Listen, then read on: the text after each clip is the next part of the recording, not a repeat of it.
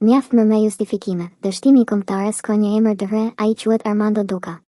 Kur një njeri rri për vite të tëra në krye të futbollit shqiptar dhe kombëtarja vazhdon të mbetet peng i shgënjimeve, faji nuk mund të hidhet më as mbi trajnerin, as mbi lojtarët, as mbi fatin. Përgjegjësia bie te maja e piramidës.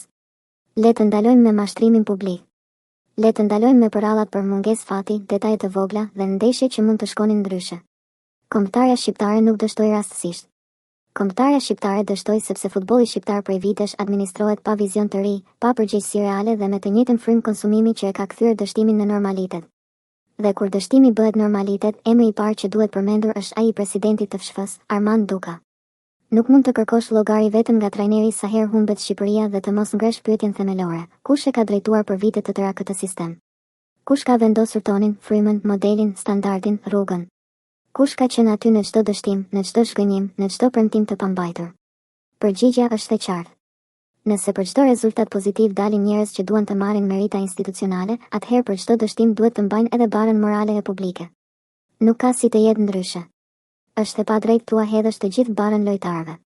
Shumë prej tyre janë djem që janë rritur jashtë, janë formuar në akademi të huaja, kanë zgjedhur të veshin fanellën kuqezi dhe meritojnë respekt.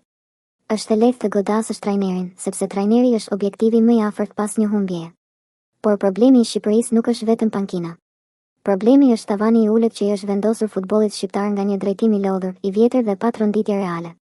Kur i njëjti njeri qëndron gjatë në krye dhe produkti final vazhdon të mos ngjitet aty ku duhet, atëherë nuk kemi më të bëjmë me rastësi, por me përgjegjësi. Çfarë ka sjellë realisht kjo epokë për futbollin shqiptar? A kemi kampionat më të fortë? A kemi një sistem më të pastër? A kemi prodhim më të madh talentesh vendas që të mbajnë peshën e kombëtares? A kemi një kulturë të re meritokracie dhe guximi? Apo kemi mësuar thjesht të jetojmë me propagandën, me ceremonialet, me fasadën dhe me një lloj vetkënaqësie institucionale që nuk prodhon dot madhështi sportive? Këto janë pyetjet që duhen bërë. Dhe këto janë pyetjet nga të cilat Armand Duka nuk mund të fshihet më.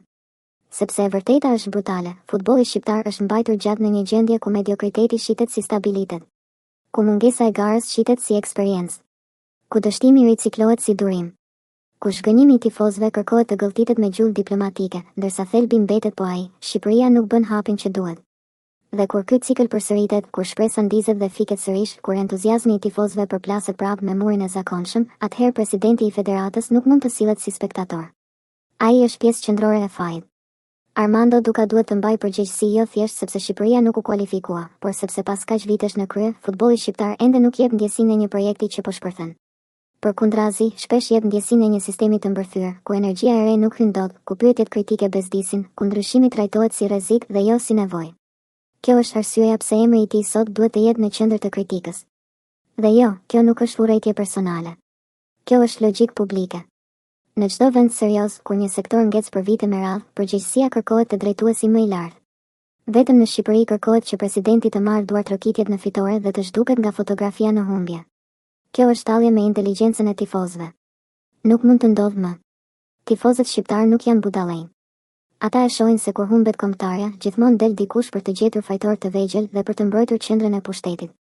Sot fajsohet trajneri, nesër lojtari, pas nesër arbitri, më pas fati, më pas shorti, më pas detajet. Por asnjëherë nuk vihet gishti aty ku duhet, te drejtimi i gjatë, i konsumuar dhe pa llogaridhënie i FSHF-s. Mjaft më. Nëse futbolli shqiptar do të marrë frymë, duhet të fillojë duke thënë të vërtetën. Dhe e vërteta është kjo, kur dështimi përsëritet, përgjegjësia ngjitet lart. Shumë lart. Deri te zyra e presidentit. Armand Duka nuk mund të jetë përjetësisht njeriu i paprekshëm i futbollit shqiptar. Jo kur shpresat konsumohen. Jo kur brezat kalojnë. Jo kur kombëtarja mbetet sërish jashtë dhe Shqipëria dëgjon po të njëjtat alibi. Sepse në fund të ditës, pyetja nuk është pse dështoi kombëtarja. Pyetja e vërtetë është, sa herë duhet të dështoj futbolli shqiptar që të kuptohet se problemi nuk është më rastësor, por ka emër, mbiemër dhe zyrë?